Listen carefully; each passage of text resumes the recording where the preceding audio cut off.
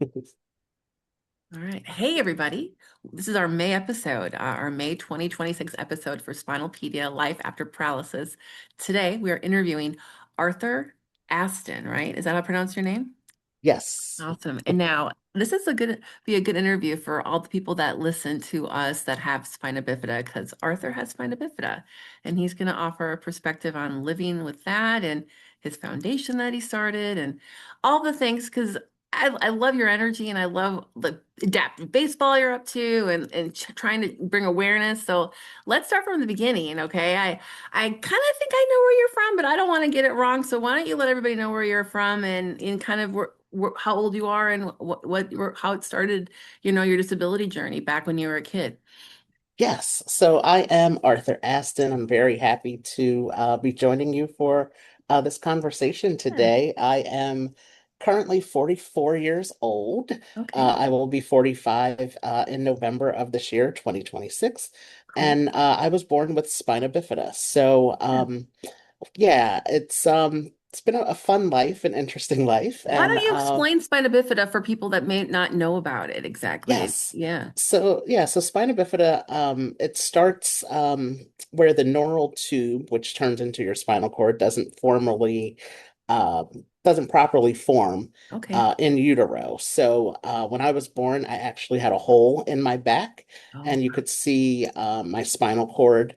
And so my whole the it's called a lesion. yep. So the lesion can occur anywhere along the spinal column. Okay. My lesion was toward the bottom of my spinal column, and so Good. it impacts my the lower half of my body from my waist down.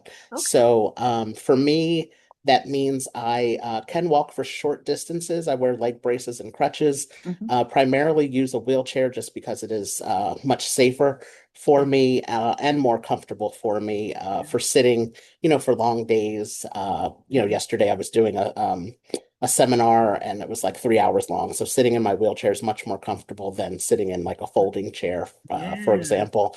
And it impacts my mobility. So I can't feel anything from my knees down. I can't Okay. feel my feet. I can't wiggle my toes. I can't feel hot or cold sensations. Okay. And then also growing up, I had issues with my bowels and bladder.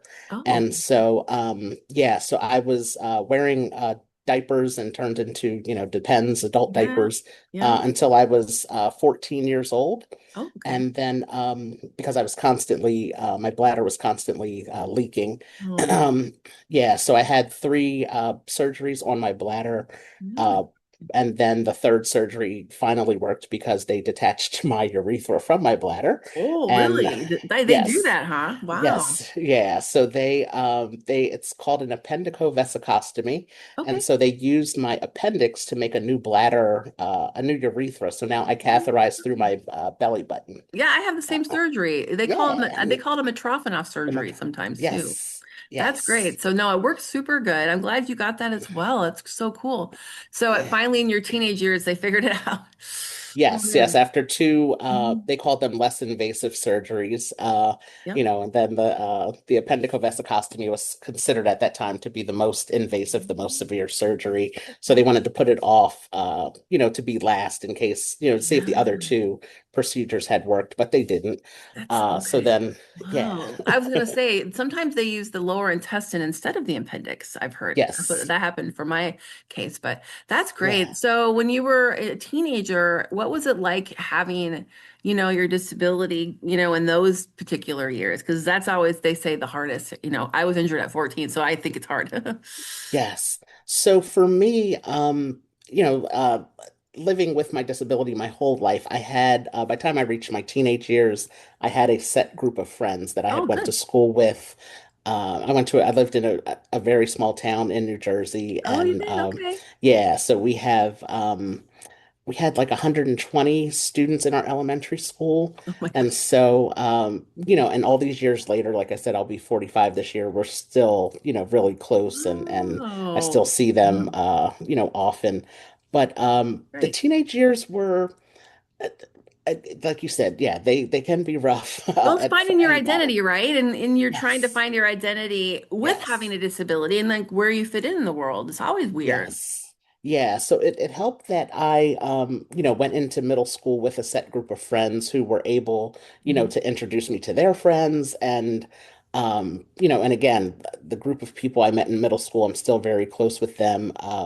My best friend from middle school and her husband, they asked me to be the godfather of their son this year. So, Oh. so that's how close I am with a lot of people from those years. But it was tough, but I thankfully I didn't experience much, I would say much physical bullying. There was the being excluded from things. I wasn't invited to many things, Okay, yeah. with certain groups of people.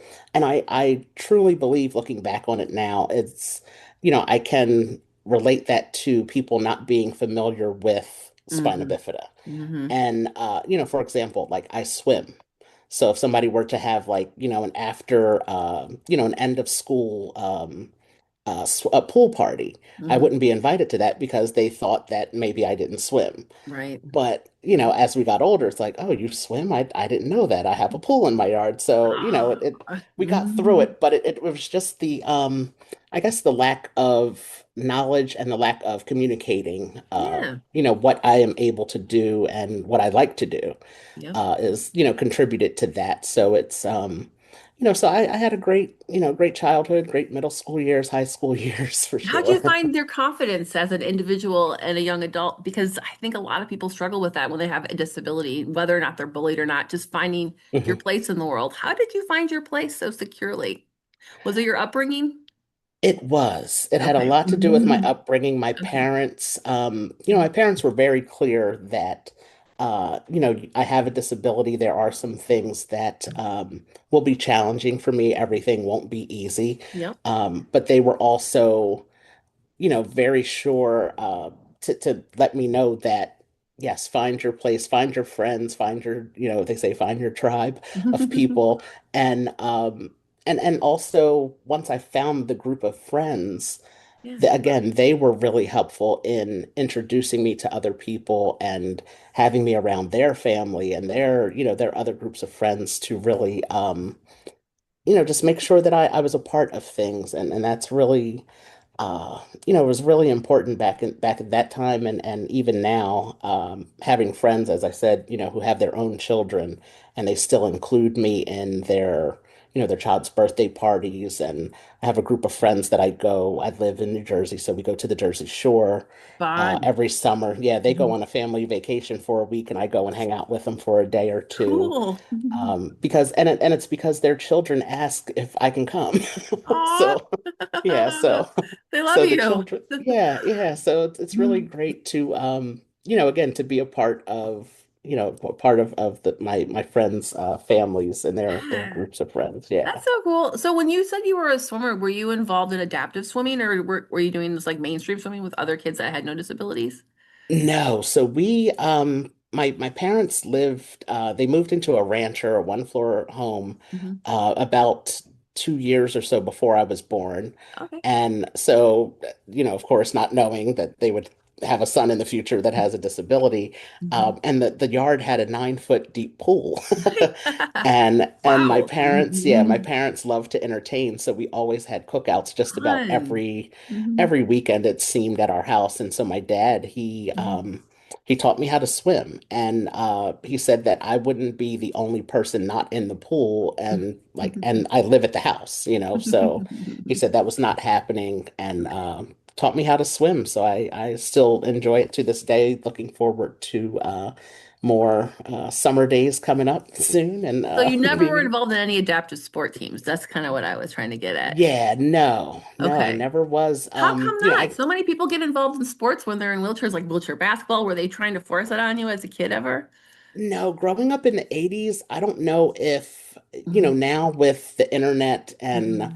um, social media with the Yeah. different Hmm. groups that are available. Growing up in the 80s, all of those Yeah. things were more You're difficult right. to find. It was a lot less. Yeah. I know I'm 46, so I get it. Yeah, things Yeah, there were a lot less around. Mhm. There were the Special Olympics and things Yeah. like that. But just having access to those types of programs, Hmm. they weren't easy to find. And Yeah. they weren't through my doctors and other, the Spina Bifida Association that I was a part Yeah. of, they weren't, I don't know if it was just in this area they weren't promoting it too Okay. much, but Yeah. Did you yeah, ever it go to just any wasn't. summer camps for kids with spina bifida when you were a kid ever? I went to one. I went to Okay. one camp. Yeah. It was up in the Poconos in Pennsylvania, Oh. log cabins and all kinds of forest trees and Forest. everything. Yeah, I had Yeah. to, they tried to make me go to one too, right when I was in a wheelchair. It was a little bit weird, but I think it was good for me. I don't know. Yeah, I went to Mhm. one. It was a 2 week camp, Oh, and so wow. that was intense. I went for a week, Okay. and it was just very different for me because I at that time and I didn't have any other friends who had disabilities. See, that can be weird when you're suddenly thrust into that world. Yeah. Yeah, so I was put into that the camp, and it was the intentions were great, but it was just a lot for me to take in as Yeah. a 12 or 13-year old. Absolutely. And Absolutely. and there were all different types of people there with all different diagnoses Mm-hmm. too. So it Mm-hmm. was just very intense, and I know that I experience would well. yes, yeah. So I was just like, okay. My parents made me stay for a week, Yep. see how you like it, and then we'll Yeah. come and get you. But I did. I stayed for a week, and I remember staying in touch with a few people that I met there, That's good. for a Yeah. little bit of time, and yeah. Yeah. Well, that's cool you found your tribe outside of like the disability community hardcore. It sounds like you have a lot of friends that don't really have a disability, which I think is really, really Yes, cool. I think that says a lot about your people, which I love. yes, But you did kind of focus your career on disability related things. I know that your foundation, we're going to talk about that in a second, but like when did you decide in your life that you wanted to like educate society about disability awareness? Because I know that's kind of what you focus on now as an adult, right? yes. So for me, I saw that question and I was like, I really wonder when it, when it did that start for Yeah. me. And the earliest time I Mhm. can think about that was when I was in college. Okay. So I majored in psychology. Oh, wow. And for those who know about psychology programs, you write a lot of papers. Okay. You do a lot of research, and Mhm. they, for me and with other people I remember at that time, we kind of chose our area of research. Not, we weren't forced to do that, but I Mhm. just really wanted to focus mine on centered around disabilities Yeah. and disability research. Well, And what you know, right? That's what they say you're going to yes. be good at. Right. So, and for me, I was really focused on and had the intention of becoming a psychologist, a therapist, Oh, counselor, all of those all of those things to focus on families that were impacted by disabilities because oh, I felt that my family could have benefited from that. yeah. I have an older sister, and my mom is one of seven, my dad is one of 10. Hmm. And I have a lot of cousins who, don't have visible disabilities. And Yeah. I just feel like, families, my family specifically, could have benefited just from, having some type of counseling Hmm. and just to help us manage Navigation. and Yeah. navigate. Yes, help us Hmm. to navigate my situation because it Yeah. required my parents to give me a lot of time and attention Yeah. because of doctor's appointments and surgeries and everything else. But Hmm. it was yeah, so that's really when I That's realized that important. I Yeah. wanted to focus on that and really start to see how society views people with disabilities and Yeah. help change the way that they see us and not be such a negative thing, disability. Yeah. That is amazing. That's such a huge, I would say one of the most biggest issues that facing the disability community is that people Hmm. just simply, if they don't know anyone with a disability, doesn't care what it's the others. They're over there, you Yes. know? Yes. So you founded, it's called Our View, right? Your foundation. Yes. So Yes. you founded it in what, 2010? 2010. Okay. Yes. So how And old were you and what was that like starting it when you first started it out? Was it a slow process to get it to where it is today? yes, so it's kind of two I guess like parallel stories that run Hmm. together.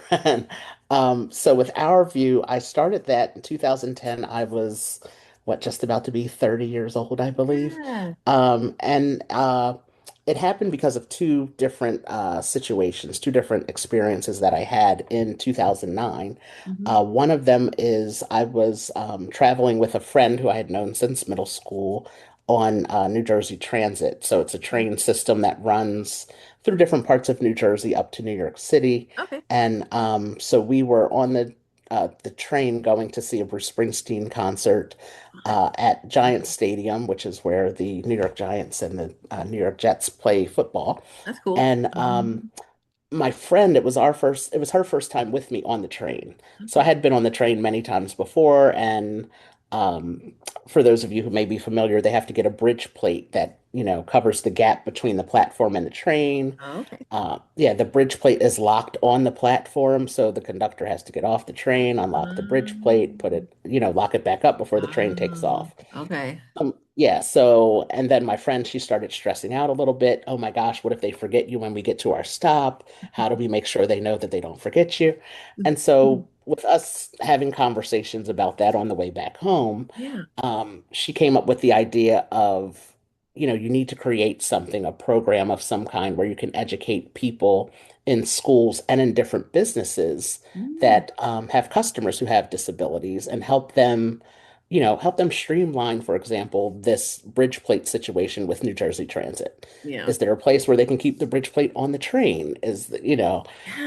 So we had that conversation. And the second situation that happened that same year was I picked up my nephew from school, who was 9 years old at the time. And it's one of the schools where you pick up the children, they come out to you on the sidewalk. Okay. So I was there, and I don't remember if I had my crutches or my wheelchair, but the on the way home, my nephew, he was very upset that kids in his class saw me on the sidewalk and they were making fun of me. Oh no.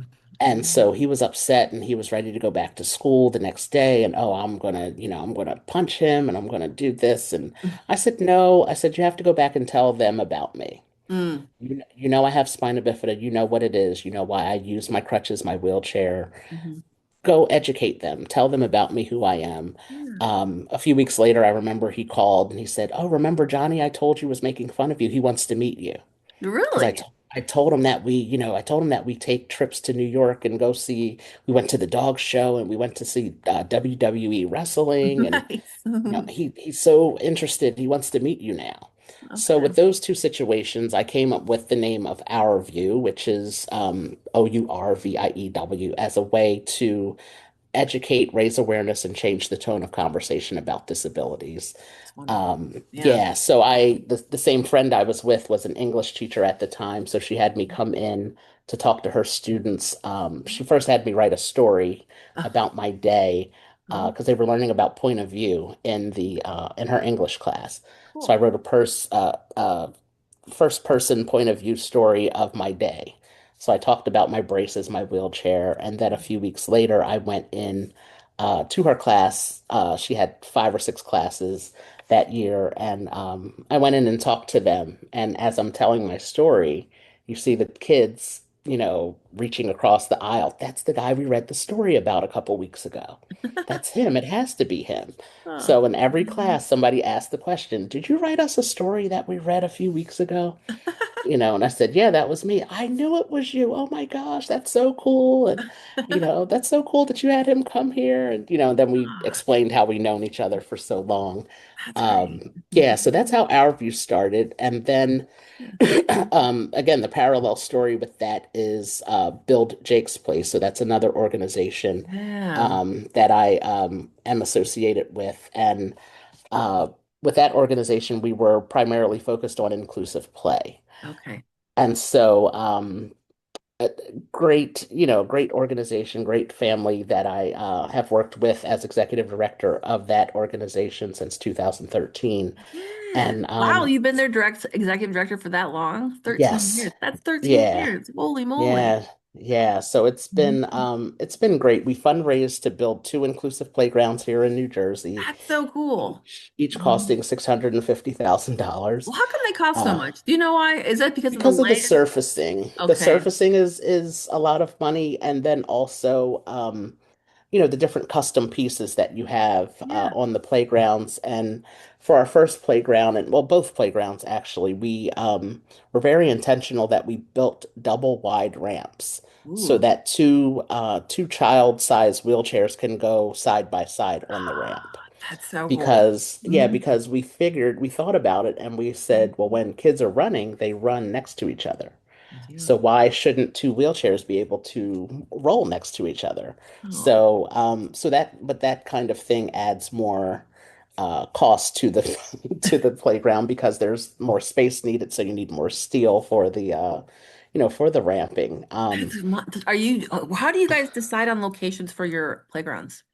So the two playgrounds that we had fundraised for, the first one was, we just reached out to our local county and Mhm. asked, if there's any space where Oh, we could build the playground, cool. and the county provided a space within one of their parks. That's The great. second, Yeah. yeah, the second Mhm. playground, we were contacted by a local township councilwoman, Okay. and she wanted to build one in her town, and so we Oh, worked that's with them. great. I love Yeah, that. yeah, we worked So, with them, and then what what's important here is how how we got to the Our View being a nonprofit, which is with Jake's Place, we had a law passed here in New Jersey mhm. called Jake's Law, and that allows for counties and townships to apply for Green Acres grants through the state and Great. to build new playgrounds that are inclusive. Love it. And yeah, so between 2023 and 2025, 97 inclusive playground projects got approved through Jake's Law. That's a And lot. so it Mhm. is. And so Mhm. with that being, oh goodness, with that being done, it's Yeah. uh, with Jake's Law and 97 new playgrounds coming, Jake's family decided that we should change names. Oh, okay. So Jake's Place became Our View Oh, as a nonprofit. So that's how it did. that happened. Yes. Oh, So wow. yeah, Okay. so because of as you said, I've been with them as executive director since 2013, and yeah, so Jake's Place has really, just been a great blessing for my life, and now I'm able to integrate both things under the one name of Our View, and still running our baseball league as you mentioned, Yeah. and doing other things. We host days of play for children with disabilities at our playgrounds, I and love that. yeah, doing a lot of cool work So if anyone wants to check out these playgrounds, they're only in New Jersey, right? for now. Yes. Okay. Do you have plans to maybe expand to other states nearby, or are you just trying to? I I do. Our Okay. tagline for Our View is "See the world from our view." So, Okay, that'd be cool. I'm just like uh, 90 playgrounds just in the state of New Jersey. That's a lot just for one state. I love it yes, though, but yeah. New Jersey So is pretty densely populated. it is. Mhm. We have a lot of people, and I just found this out yesterday, which I found so interesting. There are 350 townships in New Jersey. Oh, wow. So, yeah, so That's a lot. 97 Mhm. of these places will have playgrounds now. That's So, amazing. I actually need to go yeah, check out one. I never actually checked out a playground, because of my it's age, but fun. they're really fun, aren't they? They look really It's cool. it's a lot of fun. I love it. And the one thing I always like to bring up about playgrounds is exactly what you just said. You know, we think of playgrounds as a place for children, Hmm. but they're also a place for adults with disabilities who have children.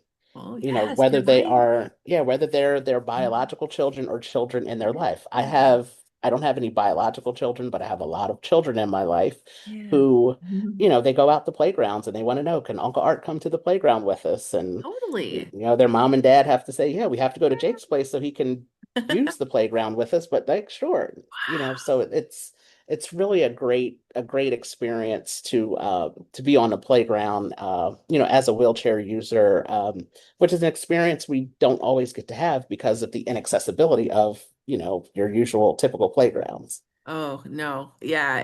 In the 80s and 90s, they were all wood Right. and not friendly. Wood and gravel and everything else, Horrible. right? Yeah. It's so great Yes. to see the changes. So let's talk about the baseball things. I just want to mention, have you talked a little bit about that? Because I think it's Yes. adaptive baseball, right? Yes. Yes. So we are We manage the Camden County, New Jersey Miracle League.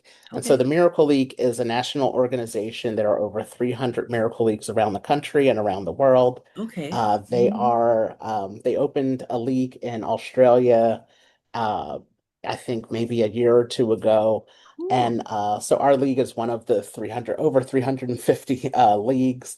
And That's it's an adaptive baseball league for children and adults with disabilities. and adults. Okay. Yes, yes. So it's age, you just have to be 5 years old. Wow. And Okay. there's Are no they age. all different ages on one team then? Yes. So how we do it, different leagues do it differently. Mhm. How we do it is we break our leagues up into a major league and a minor league. Okay. So our minor league is ages 5 to 12.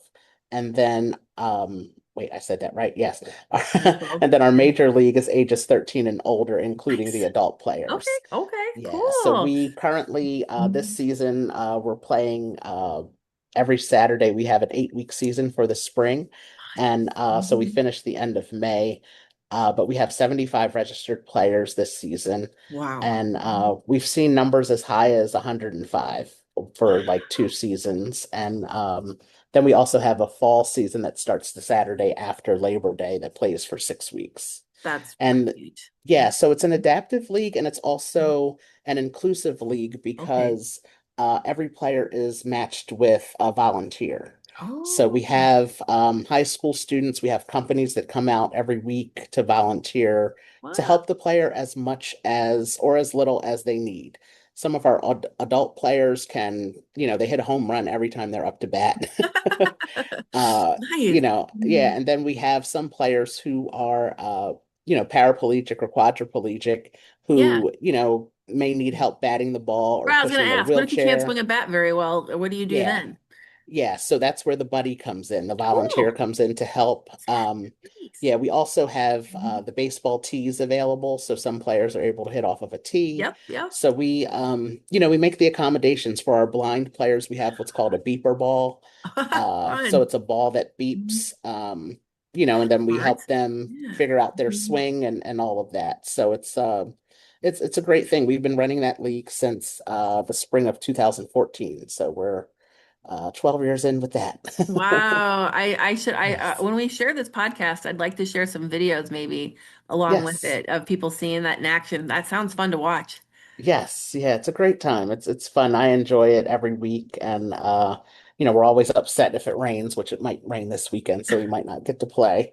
So that's crazy. You're so busy. I'm like amazed that Yes. you're doing all this because the next question I'm about to ask you is, we only have a short amount of time, so I just want to like ask a few more questions here. But like, Yeah. you say that you're offering like programs to or like businesses and stuff to do disability awareness and what's like your Yes. standard program that you do offer, like just so people can get an idea of what it is that you guys do when you come in and talk about disability.